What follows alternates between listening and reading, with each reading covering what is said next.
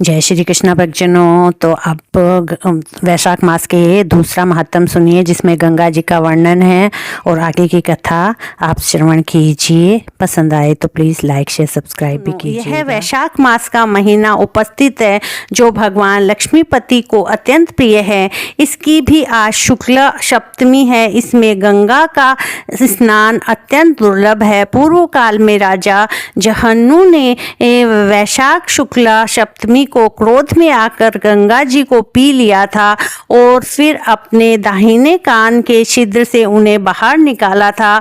अतः जहन्नु की कन्या होने के कारण गंगा को जाह्नवी कहते हैं। इस तिथि को स्नान करके जो आकाश की मेखला भूत गंगा देवी का उत्तम विधान के साथ पूजन करता है, वह मनुष्य जन्म एवं पुण्यात्मा है। वह मनुष्य धन्य एवं पुण्यात्मा है जो वैशाख शुक्ल सप्तमी की को विधि पूर्वक गंगा में देवताओं और पितरों का तर्पण करता है। उसे गंगा देवी कृपा दृष्टि से देखती है तथा वह स्नान के पश्चात सब पापों से मुक्त हो जाता है। वैशाख के समान कोई मास नहीं है तथा गंगा के सदृश दूसरी कोई नदी नहीं है। इन दोनों का संयोग दुर्लभ है। भगवान की भक्ति से ही ऐसा सुयोग्य प्राप्त होता है। गंगा जी का प्रादुर्भाव भगवान श्री विष्णु के चरणों से हुआ है। वे ब्रह्मलोक से आकर भगवान शंकर के जटाजूट में निवास करती है। गंगा समस्त दुखों का नाश करने वाली है। वे अपने 3 स्तोत्रों से निरंतर प्रभावित होकर तीनों लोकों को पवित्र करती रहती हैं। उन्हें स्वर्ग पर चढ़ने के लिए सीढ़ी माना गया है। वे सदा आनंद देने वाली, नाना प्रकार के पापों को हरने वाली, संकट से तारने वाली, भक्तजनों के अंतकरण में दिव्य प्रकाश फैलाने की लीला से सुशोभित होने वाली, सागर के पुत्रों को मोक्ष प्रदान करने वाली, धर्म मार्ग में लगाने वाली तथा तीन मार्गों से प्रभावित होने वाली गंगा देवी तीनों लोकों का श्रृंगार है। वे अपने दर्शन, स्पर्श, स्नान, कीर्तन, ध्यान और सेवन से हजारों पवित्र तथा अपवित्र पुरुषों की पावन बनाती रहती है। जो लोग दूर रहकर भी तीनों समय गंगा गंगा गंगा इस प्रकार उच्चारण करते हैं, उनके 3 जन्मों का पाप गंगा जी नष्ट कर देती है। जो मनुष्य 1000 योजन दूर से भी गंगा का स्मरण करता है, वह पापी होने पर भी उत्तम गति को प्राप्त होता है। राजन, वैशाख शुक्ल सप्तमी को गंगा जी का दर्शन विशेष दुर्लभ है। भगवान श्री विष्णु और ब्रह्मा जी की कृपा से ही उस दिन उनकी प्राप्ति होती है।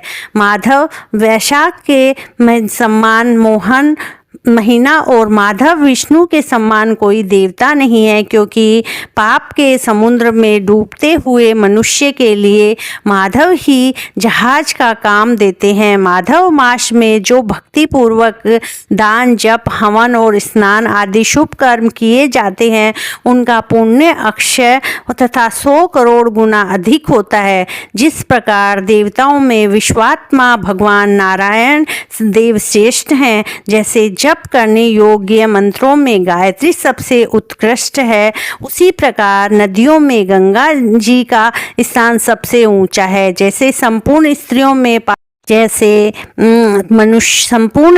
में पार्वती, तपने वालों में सूर्य, लाभों में आरोग्य लाभ, मनुष्यों में ब्राह्मण, पुण्यों में परोपकार, विद्याओं में वेद, मंत्रों में प्रणव और ध्यान में आत्मचिंतन, तपस्याओं में सत्य, स्वधर्म पालन, शुद्धियों में आत्मशुद्धि, दानों में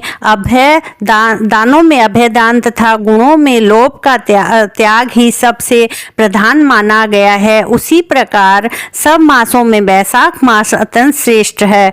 पापों का अंत वैशाख मास में प्रातः स्नान करने से होता है। अंधकार का अंत सूर्य के उदय से तथा पुण्यों का अंत दूसरों की बुराई और चुगली करने से होता है। राजन, कार्तिक मास में जब सूर्य तुला राशि में पर स्थित हो उस समय जो स्नान दान आदि पुण्य कर्म किया जाता है उसका पुण्य परार्ध गुना अधिक होता है।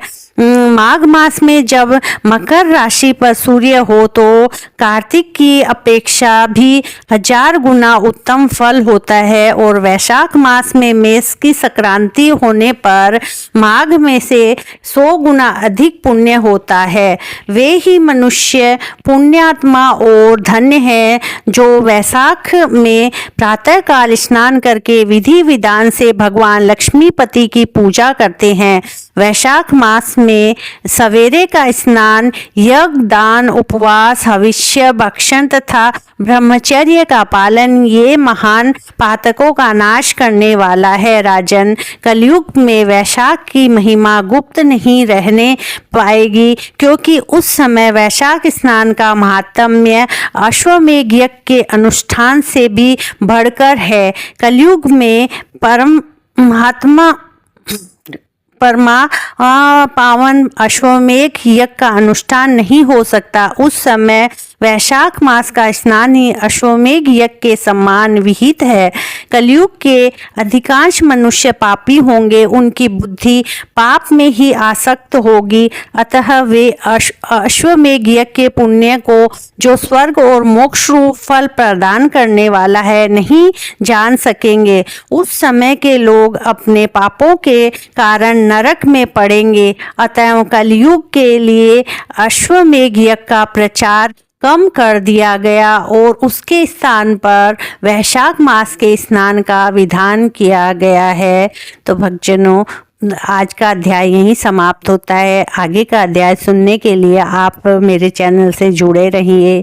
पसंद आए तो लाइक शेयर सब्सक्राइब करें। राधे राधे। कल हम दूसरा अध्याय सुनते हैं।